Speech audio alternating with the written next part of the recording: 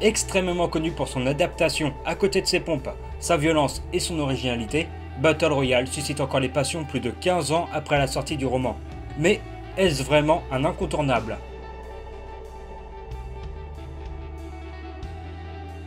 Bon, pour raconter cette histoire, on va la faire simple, sous forme d'une recette de cuisine que voici.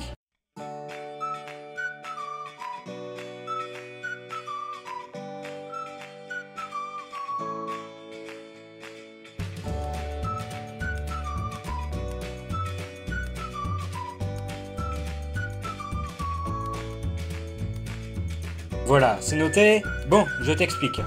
Prenons un gouvernement totalitaire et une classe de collégiens. Mettons les gamins sur une île préalablement évacuée, habillons-les de colis explosifs, donnons-leur un sac contenant quelques provisions et des armes. Pardon? Quelles armes? Mais on s'en fout, prends ce que t'as sous la main. Voilà, lui, tu lui donneras un couteau. Celui-ci, il aura droit à une arme à feu. Tiens, là, ce crétin, tu lui files une fourchette. Ouais, c'est une arme. Et bien sûr, ne leur dis pas ce qu'ils auront, mets-les simplement dans les sacs que tu distribueras aléatoirement aux élèves. Bon, et pour terminer notre recette, pour un bon Battle Royale des familles, n'oublions pas d'indiquer au petit garnement que si aucun élève ne meurt durant 24 heures, tous les colliers qu'ils portent exploseront, et même sanction pour ceux qui tenteraient de fuir l'île. Ah mais oui, j'ai oublié de parler de la durée du Battle Royale. Les élèves ont 3 jours pour faire en sorte d'être le dernier survivant de ce petit jeu. Bref, voici la recette parfaite pour un spectacle mortel, raffiné et fort appréciable. Battle Royale n'a rien d'une grande œuvre littéraire. Pourtant, je ne saurais dire pourquoi, il me fait l'effet d'une sucrerie.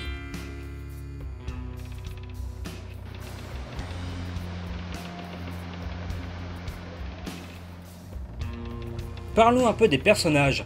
L'auteur a ce talent pour développer les 42 élèves ainsi que le prof psychopathe, ce qui est beaucoup.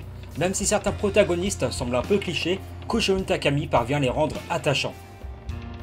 Il y a tout de même 2 ou 3 choses un peu cheap dans ce roman.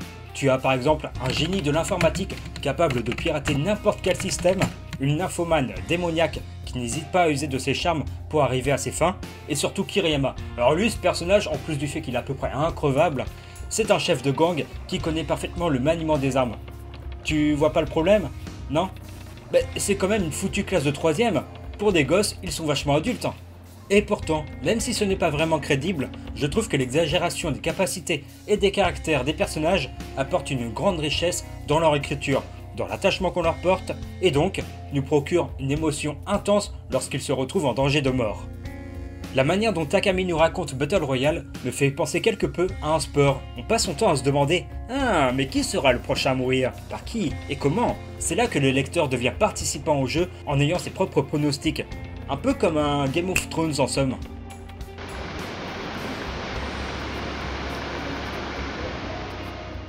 Une autre force du roman est la manière de Takami de raconter les circonstances des morts. Et là, on a le droit à tout, hein. C'est le festival. Mais je préfère te laisser la surprise de découvrir ces joyeuses atrocités par toi-même. Plus intéressant encore, la notion de peur est amenée comme une émotion terriblement néfaste.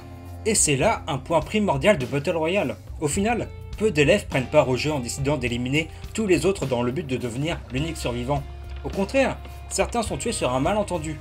La peur altère complètement le jugement des personnages et apporte son lot de catastrophes. On y voit par exemple comment un groupe soudé, lié par une amitié sans faille, s'effondre totalement dès l'instant où arrive un élément perturbateur.